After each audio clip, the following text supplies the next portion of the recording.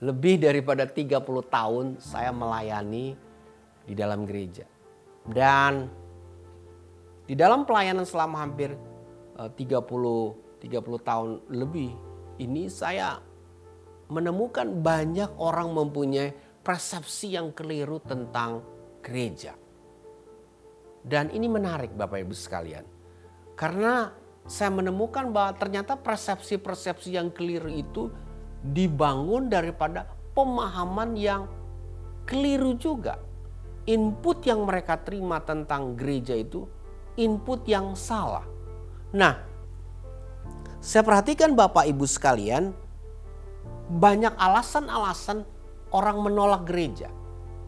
Nah, beberapa alasan yang saya perhatikan, yang pertama, yang sering kita dengar dan yang saya sering dengar adalah gereja adalah tempat orang munafik. Manusia-manusia di dalamnya tuh bohong, ngibul kata orang Jakarta. Munafik semua. Kenapa mereka bisa punya pandangan demikian? Karena mungkin mereka melihat, oh, ada sesuatu di dalam gereja, orang nyanyi bla bla bla bla, tapi pulang masih ngomongin orang, masih ngegosipin orang, masih mengeluarkan kata-kata kotor. Tetapi kalau di gereja alim gitu. Itu sebabnya banyak orang menilai, oh gereja itu mah tempat orang munafik. Senin sampai Sabtu dia jadi manusia X. Tetapi di gereja hari Minggu dia mana menjadi manusia Y. Keluar dari gereja menjadi manusia X lagi. Jadi Bapak Ibu sekalian, itu sebabnya banyak orang berpendapat ya gereja mah tempat orang munafik. Makanya gereja banyak ditolak. Hal yang kedua yang saya perhatikan bahwa gereja tempat orang-orang yang kecanduan akan hal-hal yang spiritual untuk pelarian dari sebuah realita. Itu sebabnya makanya Karl Marx mengatakan itu agama adalah sebuah candu. Candu artinya sesuatu yang membius seseorang untuk meninggalkan daripada realita yang ada. Banyak orang mengatakan, bukan gak banyak lagi. Di dunia barat orang mengatakan orang-orang ke gereja itu adalah orang yang kecanduan akan hal-hal yang rohani. Membius mereka untuk lari daripada kenyataan. Hidup harus dihadapi dong gitu. Tapi orang-orang gereja ini perlu candu, perlu sesuatu. Sehingga akhirnya mereka ada dalam gereja. Nah itu pandangan orang tentang kehidupan bergereja.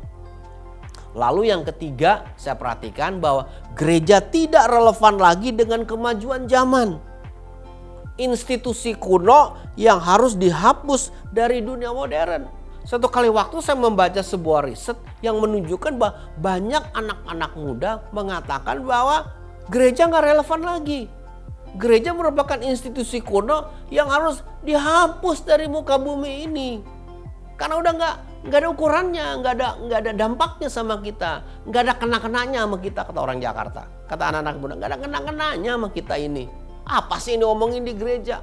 Itu sebabnya gereja ditolak karena masalah tidak relevan dengan apa yang ada di keliling masyarakat sekarang ini. Yang keempat, gereja itu hal rohani dan tidak ada hubungannya dengan dunia atau yang sekuler. Sejarah menunjukkan gereja itu merupakan tempat kekacauan, tempat pengekangan rasionalitas. Gara-gara gereja dunia jadi keotik, banyak peperangan terjadi oleh karena akibat gereja. Dan memang betul Bapak Ibu sekalian, kita gak bisa mendinai sejarah. Tetapi orang lebih beranggapan bahwa karena itu hubungan antara gereja adalah hal yang rohani dan kami ada di dunia yang sekuler ini, harus ada pemisahan. Gereja tidak boleh berurusan dengan hal-hal sekuler dalam dunia ini. Gereja adalah gereja. Jadi 4 pemahaman ini, pemahaman yang keliru ini mengakibatkan banyak hal yang terjadi, banyak kekeliruan yang diambil oleh orang-orang yang ada ketika mereka melihat gereja itu sendiri. So, hari ini kita akan bicara tentang how do you know your church? How do you know your church? Bagaimana engkau tahu gerejamu? Tahu nggak gereja Anda itu apa? Nah, ini kan menarik. Setiap kali saudara akan masuk sebuah organisasi untuk menjadi anggotanya, yang saudara harus lakukan yang pertama sekali adalah melihat statement of faith-nya mereka. Atau statement kenapa organisasi ini ada. Apa tujuan daripada organisasi ini? Apa visi daripada organisasi ini? Apa yang diinginkan oleh organisasi terjadi? Apa yang organisasi inginkan bagi saudara yang akan menjadi sebuah member? Dengan kata lain, ketika saudara masuk sebuah organisasi apa saja, saudara harus perlu tahu apa yang dilakukan oleh organisasi tersebut. So, how do you know your church? Banyak orang masuk gereja tidak tahu apa yang gereja tawarkan, apa yang gereja berikan. Kita nggak ngerti tentang gereja kita. Kita duduk, diam, dengar. Tetapi kita nggak tahu ini gereja buat apa ya sebenarnya gitu. Nah, hari ini kita akan melihat teks Alkitab kita di dalam Kolose pasal yang ke-1 ayat yang ke-18 sampai ayat yang ke-22. Kita perhatikan Alkitab kita Kolose pasal yang pertama ayat yang ke-18 sampai ayat yang ke-22 mengatakan demikian. Ialah kepala tubuh, yaitu jemaat. Ialah yang sulung yang pertama bangkit dari antara orang mati, sehingga ia yang lebih utama dalam segala sesuatu. Karena seluruh kepenuhan Allah berkenan diam di dalam dia. Dan oleh dialah ia memperdamaikan segala sesuatu dengan dirinya, baik yang ada di bumi maupun yang ada di sorga, sesudah ia mengadakan pendamaian oleh darah salib Kristus. Juga kamu yang dahulu hidup jauh dari Allah dan yang memusuhinya dalam hati dan pikiran, seperti yang nyata daripada perbuatanmu yang jahat, sekarang diperdamaikannya di dalam tubuh jasmani Kristus oleh kematiannya, untuk menempatkan kamu kudus dan tak bercela dan tak bercacat di hadapannya. Nah, teks Alkitab ini mengajarkan kepada kita 4 perkara yang sangat penting. Yang pertama, Bapak Ibu sekalian, bahwa pusat kendali dan kontrol kehidupan gereja ada pada Kristus. Kenapa ini penting? Ayat 18 mengatakan pada kalimat, ialah kepala tubuh. Banyak orang berpikir bahwa gereja itu yang ngontrol itu pendeta, majelis, pekerja gereja. Bukan, you wrong. Yang menjadi pusat pengontrol segala sesuatu itu adalah Kristus Yesus. Teks ini mengatakan dialah kepala. Kepala berarti sesuatu yang mengontrol seluruh jaringan tubuh yang ada. Gereja tidak dikontrol oleh pendeta, oleh majelis, tidak. Oleh pekerja gereja. Gereja tidak kontrol oleh program, bukan. Gereja tidak dikontrol oleh keuangan. Gereja itu dikontrol karena pusat kontrolnya ada pada Yesus Kristus. Mengapa ini saudara harus tahu? Supaya saudara tidak terjebak di dalam pemikiran yang keliru tentang gereja. Bapak Ibu sekalian, puluhan abad gereja itu mau dihapuskan. Gereja itu mau di bumi hanguskan, mau dihilangkan. Bahkan kata gereja pun mau dihilangkan. Gak bisa loh sampai hari ini. Kenapa? Karena pusat kontrolnya itu Yesus. Yesus gak mati sampai hari ini. Pendeta-pendeta bisa mati 50 tahun lagi, nama saya udah gak ada Bapak Ibu. Adanya di registrasi kematian. 50 tahun lagi pendeta-pendeta yang besar itu, yang namanya terkenal, yang followernya banyak, itu mati juga. Tapi Yesus gak pernah mati. Karena Yesus hidup. Itulah sebabnya dia adalah pusat kontrol kegiatan dalam gereja. Diatur, diketahui oleh kepala gereja itu sendiri. Itulah sebabnya gereja mau dihancurkan, gereja mau dimatiin, gereja mau dilenyapkan, gak bisa. Tidak akan pernah bisa. Karena gereja dikuasai dan dikontrol oleh pemilik utamanya, yaitu Yesus Kristus sendiri. Itu sebabnya this is the church. Inilah gereja. Bapak Ibu sekalian, inilah gereja.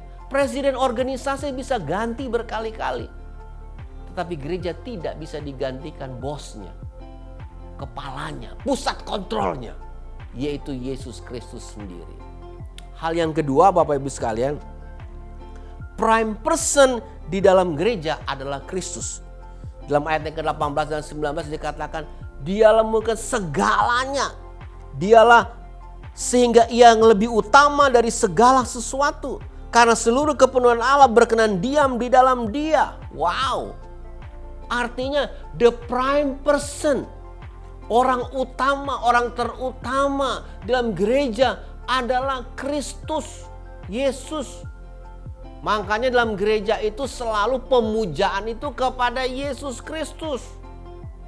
Bapak Ibu sekalian, saudara tidak boleh memuja pendeta saudara, mengidolakan pendeta saudara, mengagungkan pendeta saudara. Yang harus digaungkan di gereja itu adalah Yesus Kristus. Karena dia primate, yang utama di dalam gereja. Saudara menghormati, menghargai pendeta itu harus. Tetapi mengidolakan, membuat dia menjadi number one dalam gereja, itu sebuah perbuatan yang keliru. Jemaat tidak boleh mengidolakan seorang pendeta. Idol itu berarti mendewakan. Dan Allah gak suka dengan orang-orang yang suka mendewakan. Saya berdoa, jangan sampai saudara mempunyai, oh ini pendeta idola saya. Saudara menjatuhkan pendeta itu loh. Saudara menghormati, menghargai, respect. That's a good thing. Tetapi yang harus dilakukan dalam gereja, mengidolakan. Melihat bahwa the prime person, primate person dalam gereja itu Kristus. Dia yang utama dari segala sesuatu, kata Alkitab. Dia yang terutama. Nanti kalau saudara belajar di kitab Wahyu dikatakan, semua makhluk hidup di sorga itu tunduk kepada Kristus Yesus. Jangan main-main Bapak Ibu sekalian. Kesalahan daripada jemaat Kristen zaman modern sekarang, mulai banyak mengidolakan pendeta, mulai menempatkan pendetanya, gembalanya yang mungkin hebat berkhotbah, penuh sesuatu yang luar biasa, lebih daripada Yesus. Yesusnya disingkirin, pendetanya yang dinaikin. Itu sebabnya saudara mengerti akan hal ini. Hal yang ketiga Bapak Ibu sekalian, gereja adalah pusat pendamaian Allah, rumah pendamaian Allah. Ayat yang ke-20 sampai ayat yang ke-22 mengatakan demikian. Ayat 20 sampai ayat yang ke-22. Dan oleh dialah ia memperdamaikan segala sesuatu dengan dirinya, baik yang ada di bumi maupun yang di sorga, sesudah ia mengadakan pendamaian oleh darah salib Kristus. Juga kamu dahulu hidup jauh dari Allah, yang memusuhi dalam hati dan pikiran seperti nyata dari perbuatanmu yang jahat, sekarang diperdamaikannya dalam tubuh jasmani Kristus oleh kematiannya, untuk menempatkan kamu kudus dan tak bercacat dan tak bercela dan tak bercatat di hadapannya. Wow, ini luar biasa loh Bapak Ibu sekalian. Gereja itu adalah rumah pendamaian Allah. Di dalam gereja selalu ada damai. Jadi saya tuh bingung kalau orang gereja itu sesama keluarga dalam gereja itu masih suka berantem. Aneh. Gereja itu bukan tempat pertengkaran Bapak Ibu sekalian. Itulah sebabnya orang-orang satu rumah tangga yang masuk gereja gak boleh ada cekcok-cekokan, gak boleh ada iri-irian, gak boleh pengerja-pengerja saling mengiri. Karena gereja itu rumah pendamaian Allah. Untuk menjadikan rumah pendamaian Allah ini diperlukan darah yang mahal daripada Kristus Yesus. Supaya dengan darah yang tertumpah itu, gereja adalah tempat di mana selalu ada pendamaian di dalamnya. Tidak boleh ada pendeta sama pendeta saling berantem. Ya gak boleh Bapak Ibu sekalian. Gak boleh sama sekali. Itu sebabnya menggelikan dan agak ironis kalau gereja sampai berantem dan bunuh-bunuhan, kan aneh Bapak Ibu sekalian. Rumah pendamaian Allah kok. Jadi Kalau misalnya dalam gereja saudara atau rumah tangga saudara yang datang ke gereja, keluarga saudara datang ke gereja, dia masih musuh-musuhan, gontok-gontokan, ya harus berdamai di dalamnya. Gak bisa untuk tidak bisa berdamai. Harus bisa. Karena rumah pendamai ini dibuat oleh penumpahan daripada darah Yesus Kristus. Apakah ini bisa kita lakukan? Sangat bisa. Hal yang keempat, di dalam ayat yang ke-22 dikatakan, gereja, dia pakai kata, dalam tubuh jasmani Kristus dalam kematiannya untuk menempatkan kamu kudus dan tak bercela dan tak bercacat di hadapannya. Gereja adalah tempat hidup manusia untuk mengalami pembentukan dan penyempurnaan. Perhatikan kata untuk menempatkan kamu kudus dan tak bercela di hadapannya. Wow. Jadi rupanya gereja itu adalah tempat di mana manusia yang ada di dalamnya mengalami pertumbuhan dan penyempurnaan hidup. Bukan kita menjadi manusia Superman, bukan kita menjadi manusia wow, penuh dengan enggak, tetapi tempat pembentukan yang diarahkan menuju kepada kesempurnaan. Jadi kalau saudara ingin menjadi manusia dengan karakter yang baik, diarahkan kepada kesempurnaan, artinya hidupnya itu pas, cocok, tempatnya ada di gereja. Kata tak bercacat dan tak bercela itu menunjuk kepada sebuah proses yang Tuhan inginkan terjadi bagi orang-orang yang ada di dalam gereja. Jadi kalau saudara masuk ke dalam sebuah gereja, saudara akan digiring oleh dua hal yang penting ini. Hidup saudara kudus dan tak bercacat dan tak bercela. Menuju kepada sebuah tujuan akhir dari sebuah gereja. Kesempurnaan, kata bahasa teologianya kita. Jadi Bapak Ibu sekalian, inilah gereja. Tempat pembentukan karakter kehidupan saudara. Enggak ada tempat yang terbaik di dunia ini selain di gereja, di mana karakter hidup manusia itu akan jadi baik. Saya selalu bilang sama jemaat bahwa jika engkau melayani di gereja, engkau akan bisa berhasil di dunia sekuler. Tidak bisa kebalikan. Di dunia sekuler sudah berhasil, belum tentu bisa berhasil dalam pelayanan dalam gereja. Tetapi kalau saudara ada dalam gereja, belajar melayani, mengalami proses pertumbuhan, pembentukan karakter, pasti di dunia sekuler saudara akan berhasil. Saya bisa menjaminnya. Karena saya udah lama di dalam pelayanan. Saya lama lebih dari 30 tahun dan saya melihat. Dan saya selalu katakan, inilah keuntungan kita ada dalam gereja. Itu sebabnya jadi anggota gereja. Bertumbuh di dalamnya. Bapak Ibu sekalian, apa yang kita bisa lihat sebenarnya daripada pembelajaran kita pada hari ini? Bahwa gereja itu merupakan jawaban multidimensional dari multidimensional pertanyaan yang bisa diajukan manusia.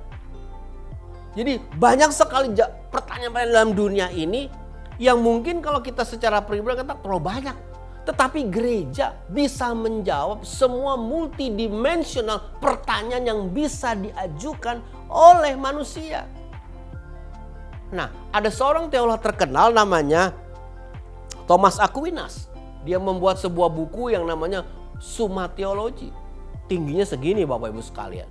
Itu Summa Theology itu isinya adalah menjawab semua pertanyaan-pertanyaan yang bisa diajukan oleh manusia. Apa saja pertanyaan-pertanyaan itu. Dan si Thomas Aquinas menulis semua pertanyaan dan memberikan jawaban. Wow, ini luar biasa nggak? Dia kasih jawabannya. Tahu nggak, satu kali waktu sebelum dia meninggal, dia masuk gereja, dia lagi doa. Tiba-tiba di altar dia lihat Kristus kayaknya. Waktu dia pulang dari gereja, dia keluar dari gereja, temannya tanya, kenapa kamu jadi begini? Lalu dia jawabnya apa? Apa yang sudah lakukan, apa yang saya sudah buat, ternyata gak bisa dibandingkan. Dengan apa katanya? Dengan Yesus yang aku ketemu di dalam itu. Jadi semua yang Thomas bisa lakukan, menjawab pertanyaan, intinya cuma satu. Jawabannya di dalam Yesus. Dan Yesus adalah pendiri gereja itu sendiri. segala pertanyaan yang bisa diajukan oleh manusia, gereja bisa menjawabnya. Luar biasa ini gereja. I love church, Bapak Ibu sekalian. Mengeluarkan Tuhan dari gereja sama saja membunuh perjalanan manusia dalam dunia ini. Seorang filsuf terkenal dari Eropa namanya Friedrich Nietzsche mengatakan, God is dead. We have killed him, katanya. Tuhan itu mati karena kita yang mematikannya. Waktu kita mematikan Tuhan dalam gereja, manusia mematikan Tuhan dan mengangkat gereja. Maksudnya Friedrich Nietzsche ini adalah mengeluarkan Tuhan dalam gereja. Dari gereja, matilah perjalanan manusia. Jadi perhatikan, jangan sampai sudah masuk gereja, di gereja itu nggak berbicara lagi tentang Yesus Kristus. Menyepelekan Yesus, menganggap Yesus itu bukan Tuhan. Jadi sama seperti apa pernyataan dari Friedrich Nietzsche. God is dead. We have killed him. Tuhan itu mati karena kita yang matiin dia. Karena kita ngeluarin dia dari dalam gereja. Itu sebabnya terjadi sekularisasi dalam dunia ini. So, you have to know your church. Tidak ada yang membatasi kehidupan seseorang di dalam gereja. Untuk bisa baik, bisa sukses, bisa bahagia, dan bisa terberkati. Ini saudara tahu, di gereja tidak ada pembatasan orang untuk jadi hidup baik, sukses, atau terberkati. Hidup manusia tidak dapat dipisahkan dari lingkungannya. Kita harus menentukan perjalanan hidup kita itu ada di lingkungan di mana. Itu sebabnya pilihan saudara untuk menjadi member of church, menjadi anggota gereja Kristus adalah sesuatu yang luar biasa. Bersyukur karena Yesus tidak memberikan batasan kepada saudara. Bahkan di dalam Kristus Yesus hidup kita mengalami kelimpahan. Dalam firman-Nya dan kehadirannya. Itulah sebabnya Bapak Ibu sekalian, Yesus itu merupakan Alfa dan Omega. Berarti dia ada awal dalam kehidupan kita dan akhir dalam kehidupan kita. Hidup kita itu gak bisa dibatasi Bapak Ibu sekalian. Karena Yesus itu yang mimpin kita dari awal sampai akhir. Tuhan berkati kita semua hari ini. Supaya saudara mengerti. Do you know your church? Tahukah saudara tentang gereja saudara? Amin. Mari kita berdoa. Bapa Surgawi, kami berterima kasih. Biar apa yang kami dengar hari ini menguatkan kami. Dan menjawab pertanyaan kehidupan kami. Demi Yesus. Amin.